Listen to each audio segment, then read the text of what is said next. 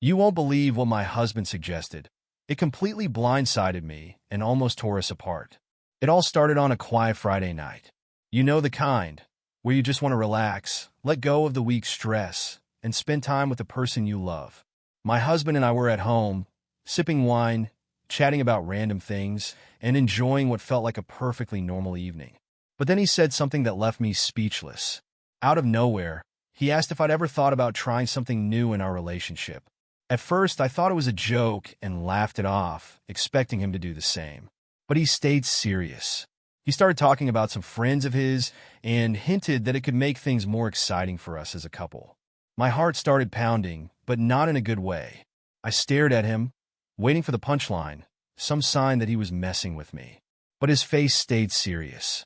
The idea felt so out of left field that I didn't even know how to react. At first, I thought it might just be some bizarre fantasy he wanted to share, something we could laugh about and move on from. But he didn't stop. Over the next few days, he kept bringing it up, little comments, teasing remarks, and eventually outright suggestions. He talked about how it could spice things up, how it would be a one-time thing, something to explore together. I was completely thrown. How was I supposed to respond to something like this? Was this some kind of test? At first, I shut him down. I'd change the subject or brush off his comments, hoping he'd drop it. But he didn't. If anything, he got more persistent. He even started mentioning specific people, friends of his, guys he described as cool and trustworthy. He insisted nothing had to happen unless I wanted it to, that it would just be fun. Every time he brought it up, my stomach turned. I couldn't figure out how to tell him how deeply this bothered me without starting a fight. Then one night he suggested we actually meet these men. He tried to frame it like it was no big deal, just a casual night out with his friends. I was hesitant, but I didn't want to escalate things into a huge argument, so I reluctantly agreed. That evening, we met them at a local bar. From the moment we walked into the bar, I felt uneasy. His friends seemed friendly and polite, but there was something about their dynamic with my husband that made me feel out of place. It was like they shared some inside joke I wasn't part of, and it left me feeling uncomfortable that I tried to focus on the conversation, smiling politely and laughing at their jokes. But there was a heaviness in the air that I couldn't shake off. As the drinks kept coming, the conversations turned more playful, even flirty. I tried to play along, laughing when I could, but deep down, I was incredibly uncomfortable. One of the men kept giving me these intense, lingering looks, and every time I caught his eyes, it felt like a knot tightened in my chest. Meanwhile, my husband seemed completely relaxed, as if he was enjoying the attention I was getting. Eventually, we ended up back at our house. I didn't want to, but my husband insisted it would be more comfortable to hang out there. As soon as we got home, the atmosphere shifted. The guys were lounging on the couch, cracking jokes, but the tension in the air was undeniable. I tried to distract myself by cleaning up in the kitchen. One of the men followed me into the kitchen, saying he wanted to help. He stood close, closer than I was comfortable with, as he reached for a towel. My unease grew as he stood too close and said something I couldn't fully hear. I stepped back instinctively, trying to create space between us, feeling the tension in the room grow heavier.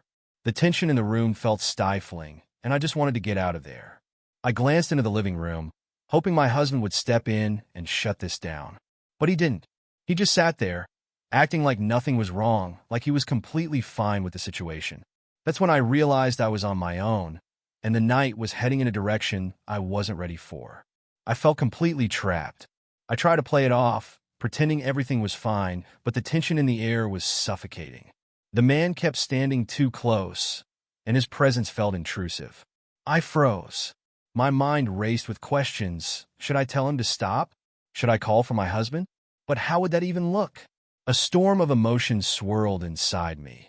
Fear, confusion, and a strange undercurrent I couldn't quite identify.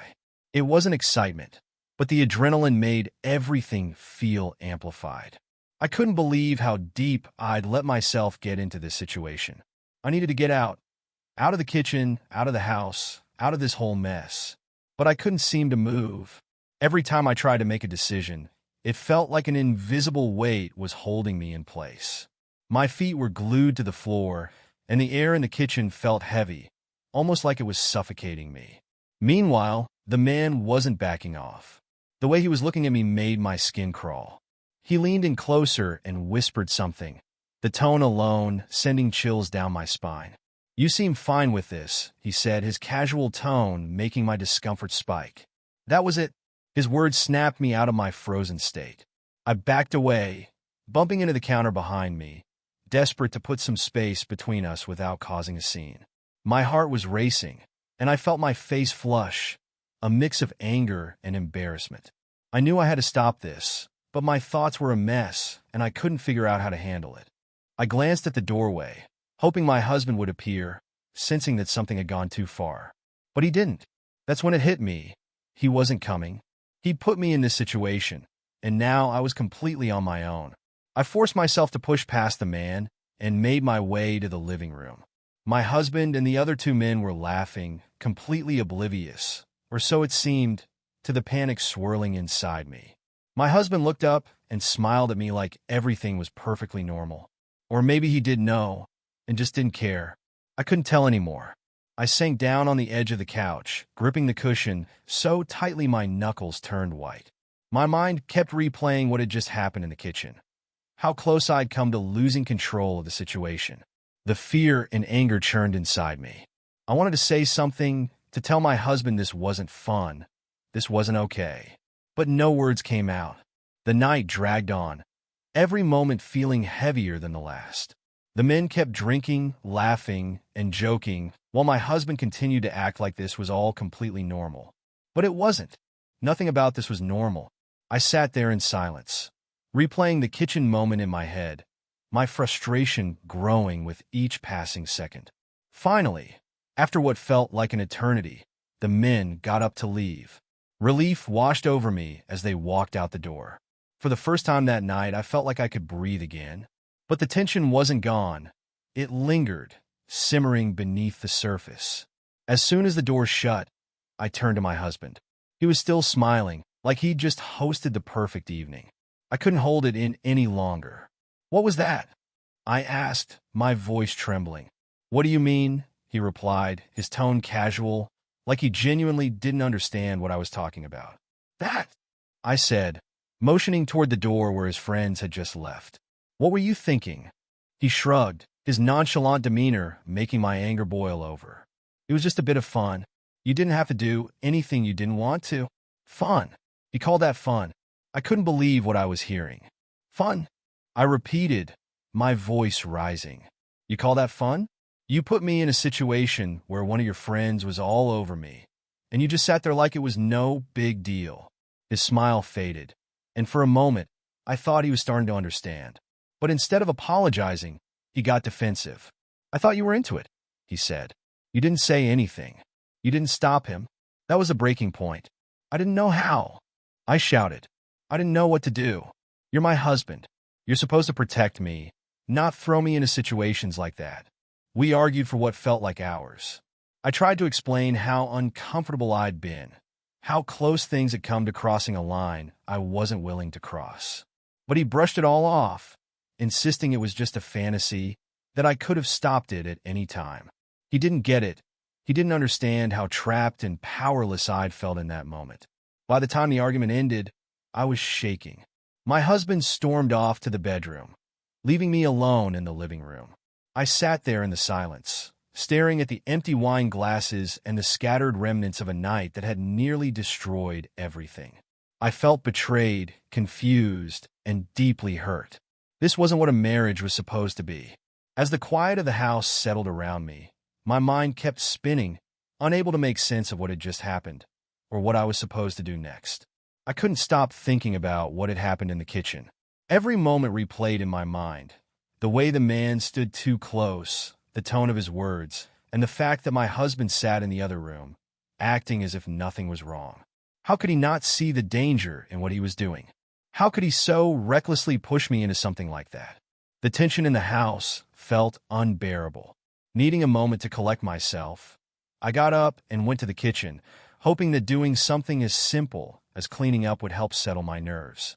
I grabbed the wine glasses and started washing them, but my hands were shaking. My heart was still pounding, and my thoughts kept spiraling. Piece by piece, I replayed the night in my head.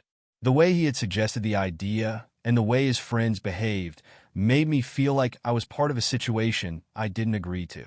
And then, that awful moment in the kitchen. The man leaning in too close, his words making my skin crawl.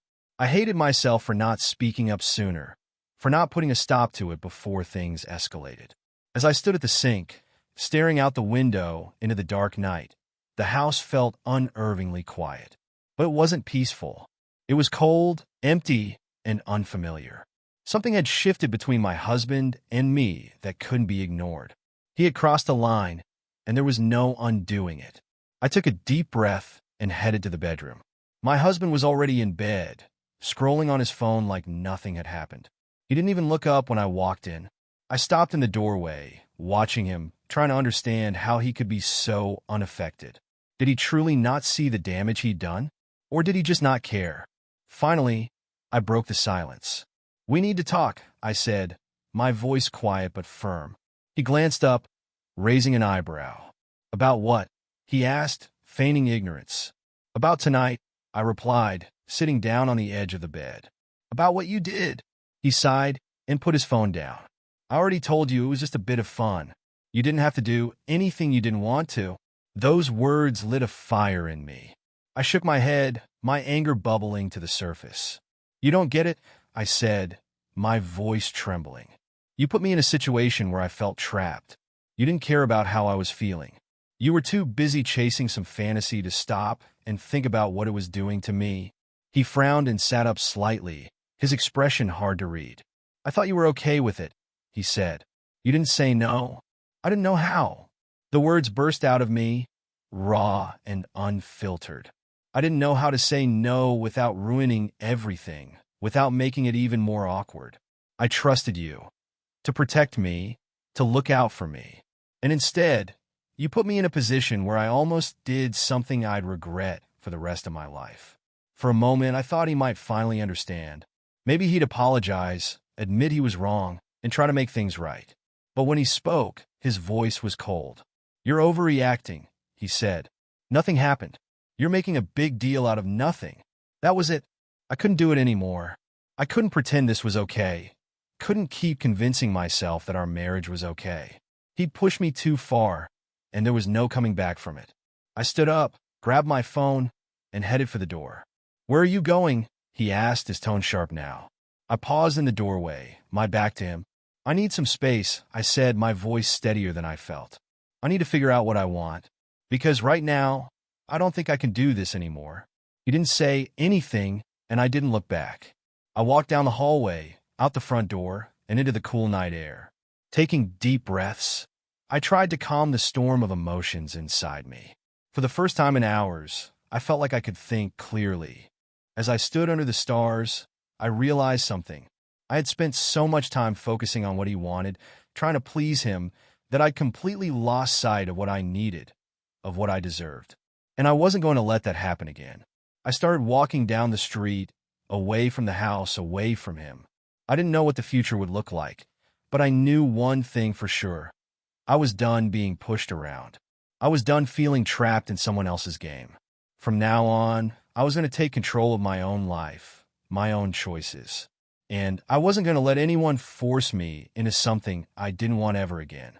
When I walked out of the house that night, the cool night air hit me like a slap. My heart was racing, my head pounding with a storm of emotions. Anger, betrayal, confusion, and a deep, gnawing hurt that I couldn't shake. I walked aimlessly down the street, clutching my phone like it was the only anchor to reality. What had just happened? How could my husband, the person I trusted more than anyone in the world, have put me in such a humiliating and uncomfortable position? The thought of going back into that house, back to him, felt unbearable. I ended up sitting on a bench in a small park near our home. The quiet of the night was almost oppressive, amplifying the chaos in my mind.